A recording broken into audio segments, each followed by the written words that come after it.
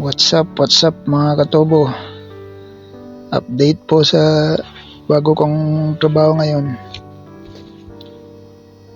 Wala na po ako sa welder fabricator kasi po wala pong available na vacancy. Kaya po napunta na naman ako sa factory worker. So ngayon dito sa factory worker, yung trabaho ko po dyan, machine operator po ako dyan, pero hindi po naman laging machine operator, all around po ang trabaho dyan.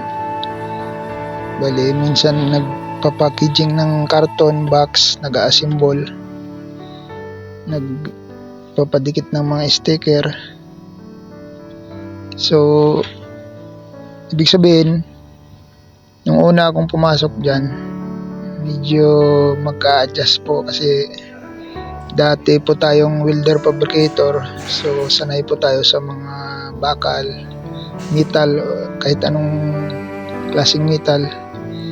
So pagdating po dito sa factory, siyempre maninibago po tayo.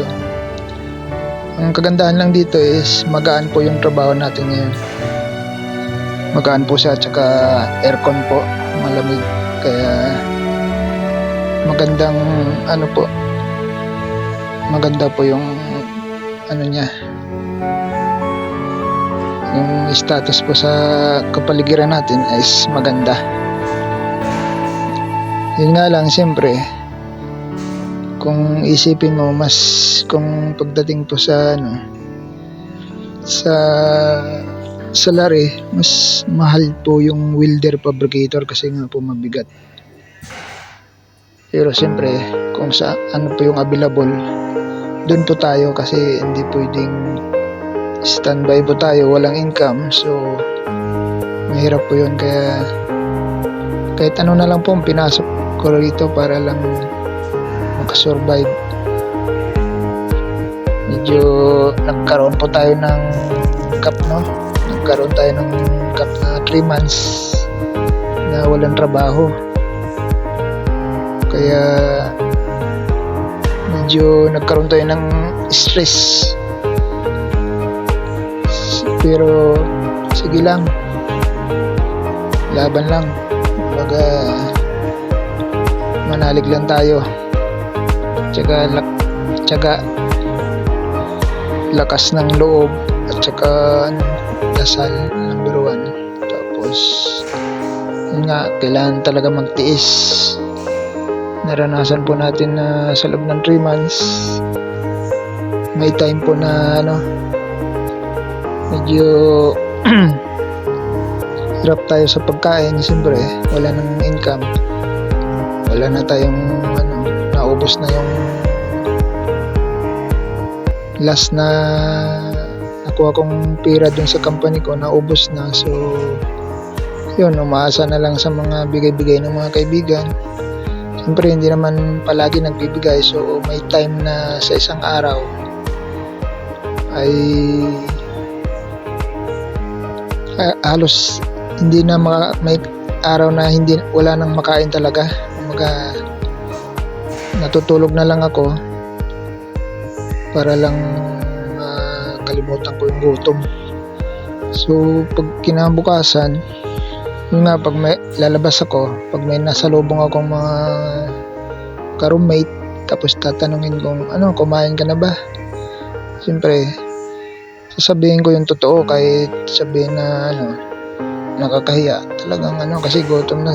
Sinasabi ko talaga na wala pa po, hindi pa ako kumain. So siyempre naawa sila, nahabag, nagbibigay ng yung mga tira-tira nilang pagkain, bibigay sa akin. So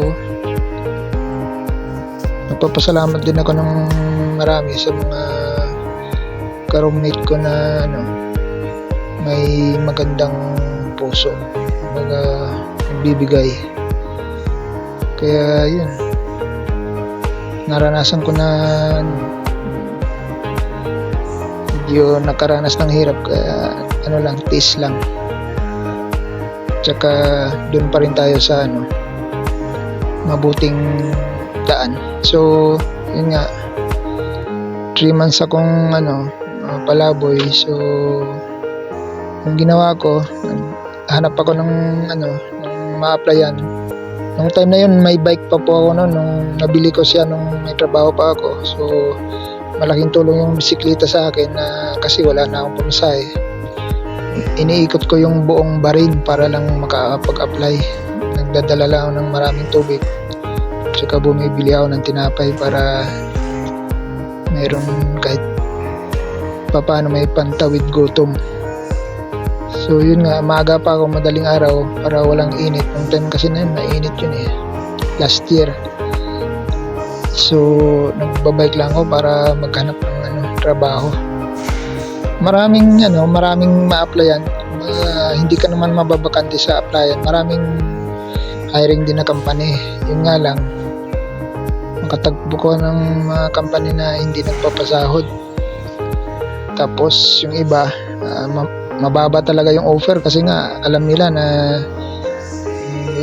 local hire. Tsaka alam nila na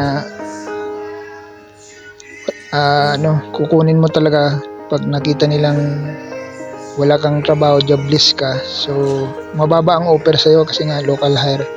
Pwede silang hindi ka nila kukunin, or ang nagpapababa rin isa dito ay yung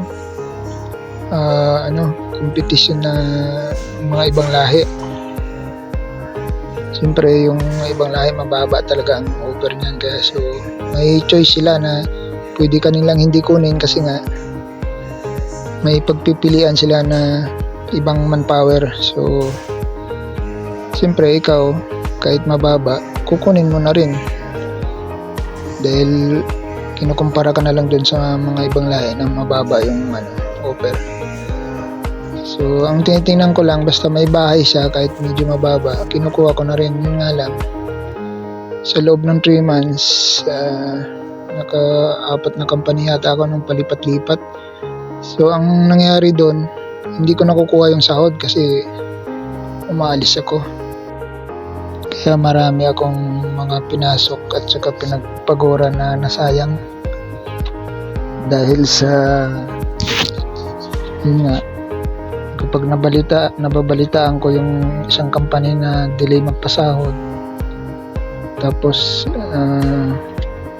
minsan hindi rin nagpapasahod siya, sa loob ng 3 buwan daw walang sahod. Tapos pagdating ng sahod, 1 buwan lang ang ibibigay. So inuunahan ko na agad, umalis na agad ako. Ayoko nang